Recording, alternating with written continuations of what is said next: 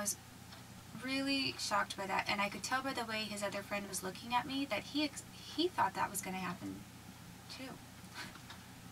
And when I realized that this quote-unquote virgin, this young virgin, supposedly, or former virgin, was wanting me to do like menage a trois with his friend and him, that's when I really started to question exactly whether he was Mormon or not. And I basically said no and discouraged that idea. And then after that, the other one seemed sort of offended, and then pretty much very soon after that, they left. They finished their project or whatever. But I had thought, I definitely had this feeling that his friend was not Mormon, and maybe he wasn't Mormon either, even though they really sounded Mormon to start with. And I really started to think too, because of the way Patrick was acting, like one minute he's saying that he's a virgin and seeming so inexperienced, the next minute he is wanting to try to set me up with his friend and him at the same time.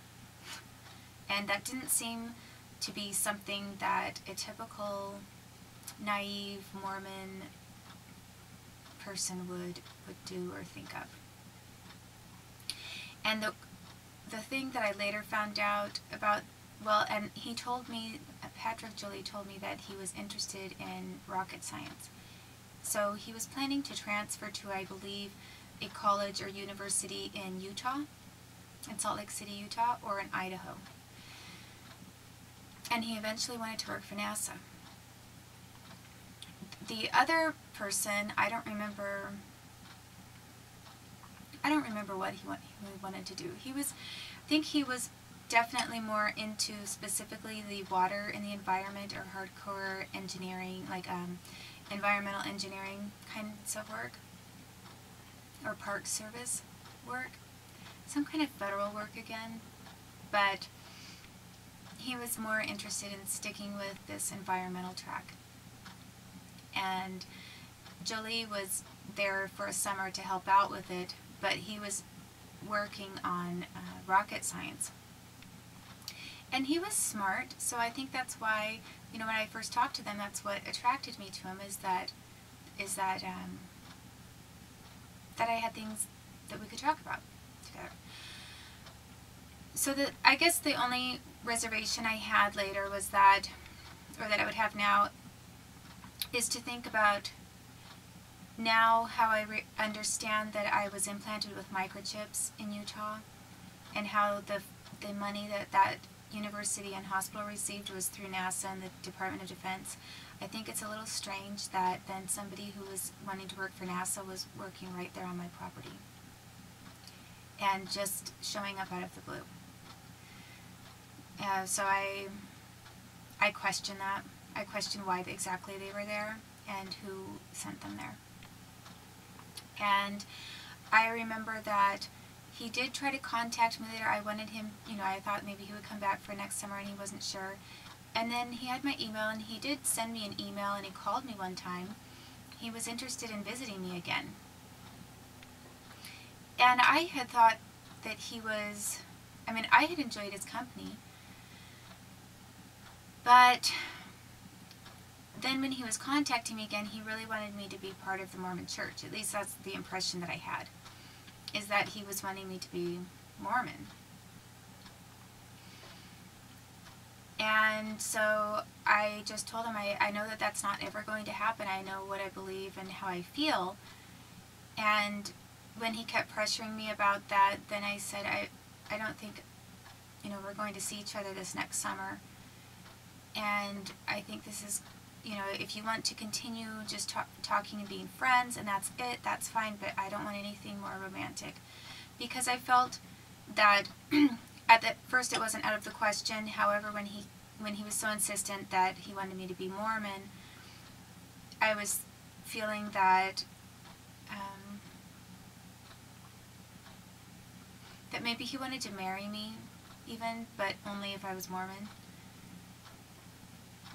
And he wanted to definitely see me again. He wanted to come back for summer, and I knew for certain that it would mean further intimacy, physical intimacy. And I just felt that it would be not fair to him or me to engage in further intimacy if he was thinking about marriage, but the condition was that I was Mormon, because I wasn't going to become Mormon. And so I didn't want to hurt him or get further involved and encourage something that potentially would not go the direction that he wanted it to go. And I was very busy with my lawsuits and everything else, so I was trying to stay on track with that. So that's what happened with him. And later, you know, of course, there's this Mormon guy coming out from the headquarters in Washington, D.C., and I don't really know how those two Mormon guys are connected to the federal government, but I think that they are in some way. Because I don't think that it was just coincidence that they were working on my right next to my property. So and you know, with one of them wanting to work for NASA.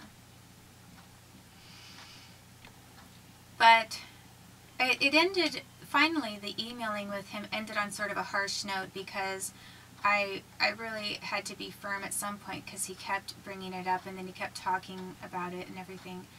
And so finally I finally had to be kind of rude, and I said, I don't want to talk anymore.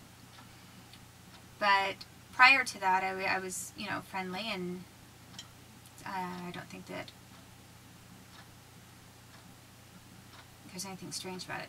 So that would have been probably the only other interesting situation that occurred around that time. And after all of these other things then happened, and I was then trying to commute, as I say, I was stopped by police. Once I finally got, you know, all my things moved over to Washington State, to my grandparents' house, and I was just commuting, I got into a routine, and it wasn't too bad. And then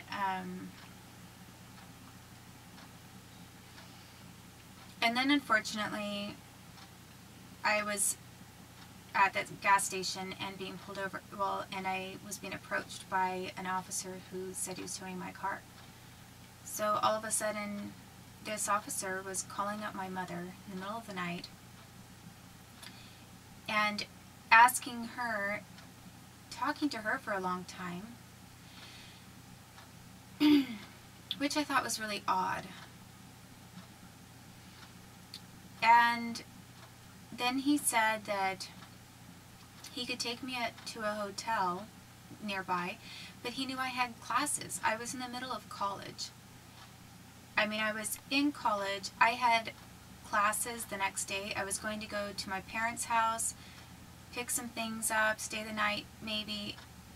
On the way back, and then in the morning, I was going to, I believe it was in the morning, I don't think it was the weekend. I was going to pick up some of my, or drop off the papers that I had to the, or go to the Marion County Courthouse, get the documentation I needed, and then I was going to proceed back to Portland, file it, and then continue with my classes. So for this officer to say he could put me in a hotel for the night, when that didn't get me any closer, when it left me stranded without a car in the middle of nowhere, and not even close enough to my college where I could continue going to my classes the next day, I was sobbing and upset, and I said no. And so I probably, this just keeps kind of sliding down. I probably should have, in hindsight, I should have taken him up on his offer, because I could have maybe stayed the night, and then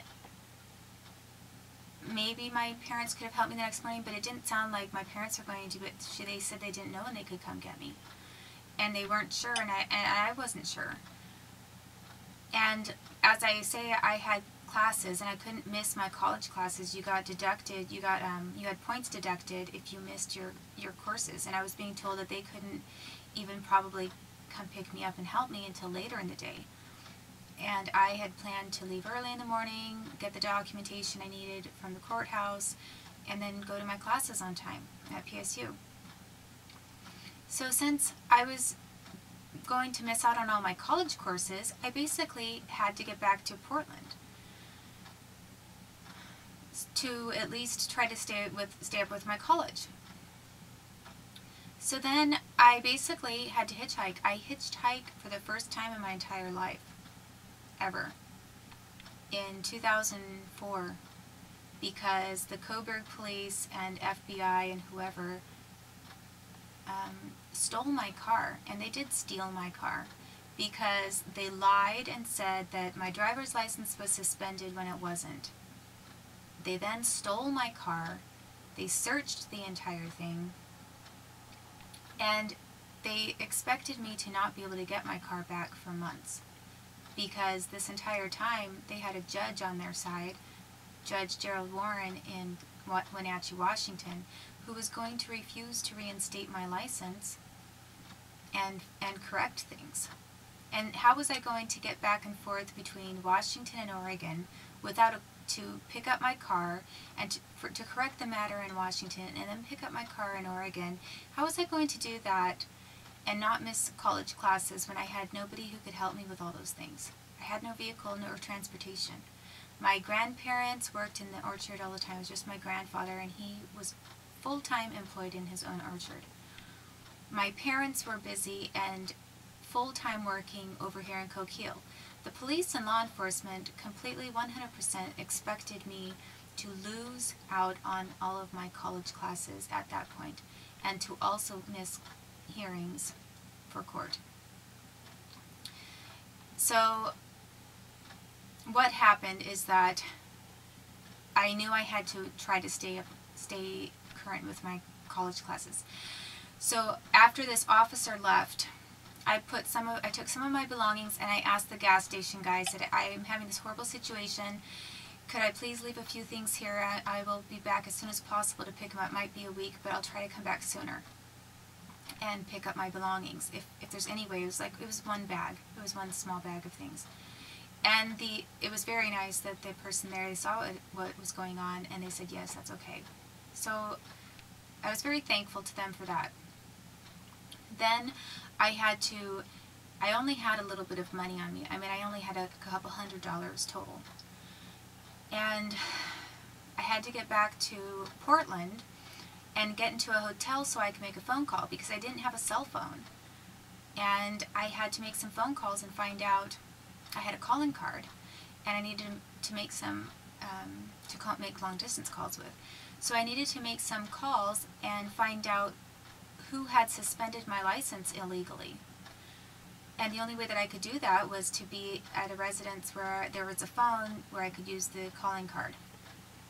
So I had basically, the other thing that had happened is before the police pulled me over and told me that they were stealing my car, I had the apartment manager for friends that I was staying with. This is where the FBI visited me at this apartment complex.